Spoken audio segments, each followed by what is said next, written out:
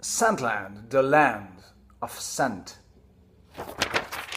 Hello and welcome, Chris, back with a new type of fragrance format, fragrance review format that I call, Fragrantic timeline, or just reading back the years, basically looking at a particular year in time and then looking at what happened in that year in the world, and then just picking three of my favorite fragrances from that year and maybe tell one personal aspect of that year which was important for me at the time.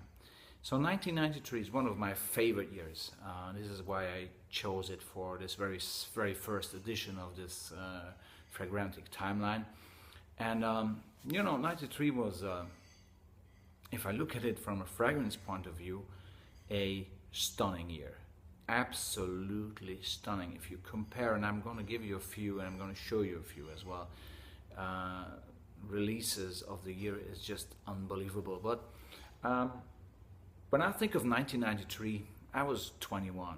Okay, everybody was in a different age. Like, you have your memories maybe from that year. I remember very well, very vividly, in February, I think it was, the World Trade Center bombings at the time. That was kind of shocking, something that that shocked the whole world at the time, and obviously that was something that really came up straight ahead into my memory. But also that there was if we look at the political situation in 1993, I think the Maastricht Treaty came into effect, the treaty that established the European Union as such. That was in November. It became into effect November '93. Also, I remember I remember Pablo Escobar, the drug lord, being shot by the police. Weird memories. I remember the allegations of child abuse against Michael Jackson, for example. That's 1993 as well. Or the movie Schindler's List, Steven Spielberg's masterpiece, coming out. But I remember also George Michael with Papa Was a Rolling Stone. A fantastic interpretation of that song. I love that song. And the way George Michael did it was fantastic. And my favorite song of the 90s or 93, that particular year, was Deep Blue Something, Breakfast at Tiffany's. You remember that?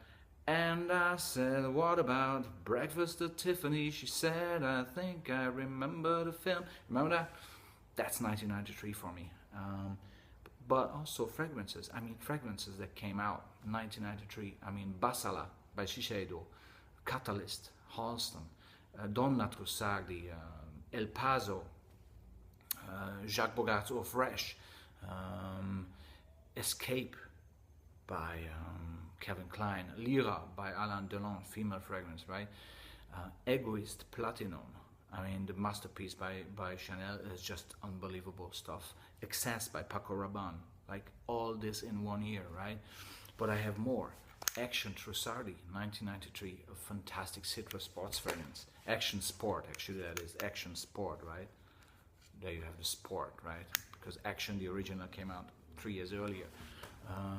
Guy Laroche Horizon, 1993. I hate this fragrance. Ungaro, number 3. Dracula's fragrance, right? Ungaro pour Homme, number 3, 1993. Absolutely.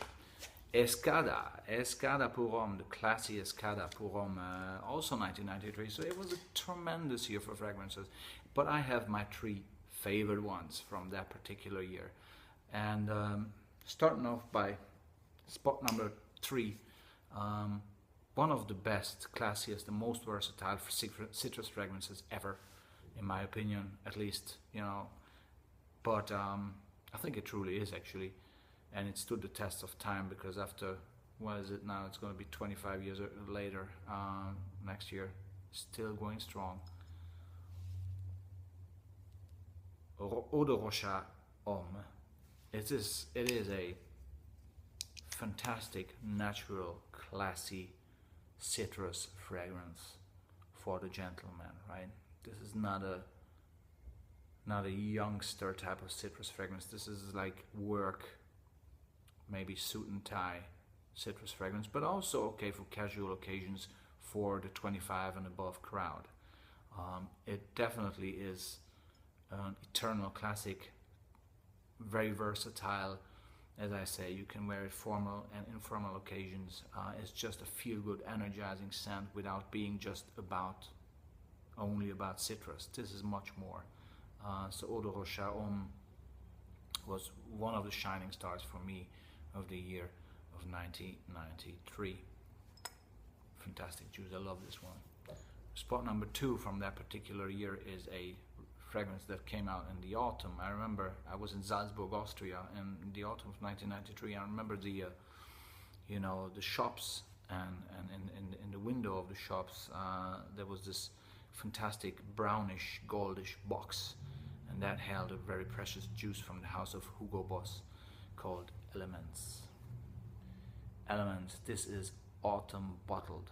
This is a fantastic aromatic fragrance that refers to the elements of this planet, basically. I think it was wind, fire, earth and water, maybe something like this. That was the catchy marketing, but actually the juice itself totally captured that. It's a fresh aromatic fougere fragrance that it's discontinued, but it has a performance that is stunning. A development of the fragrance, going from the fresh aquatic notes down to the aromatic part, and then to this mossy dry down, woody dry down. It's just perfection. Every autumn it really comes to play, and I just tremendously enjoy this fragrance. Boss Elements had to make my top 3, way above the others that I have quickly showed you there. Spot number 2 for Boss Elements.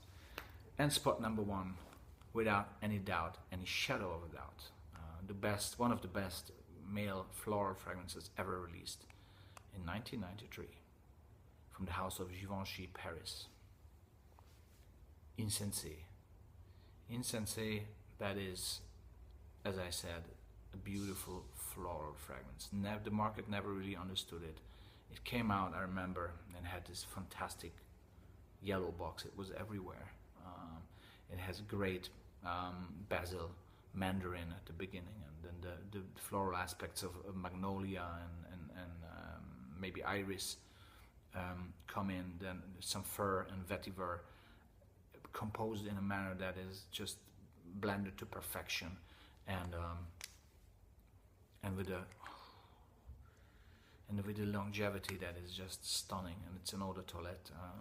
So if this was autumn bottle, this is springtime bottle for me, and it's a top designer fragrance, and it immediately brings back the memory of 1993.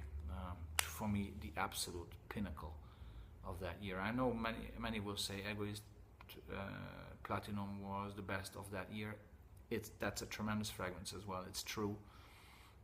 This is again my choice, to my taste, right? This is, for me, it's a bit more. These 3 are a bit more memorable for me than Egoist Platinum, which is a masterpiece, absolutely. So these are the 3 picks or choices from 1993 for me, my top 3 of that year. And to end the year and the review of that particular year, I'm going to give you one personal insight, glimpse of my year 1993. 1993 was the year when I first moved out from my parental home to somewhere else. So that was a major step for me in 1993.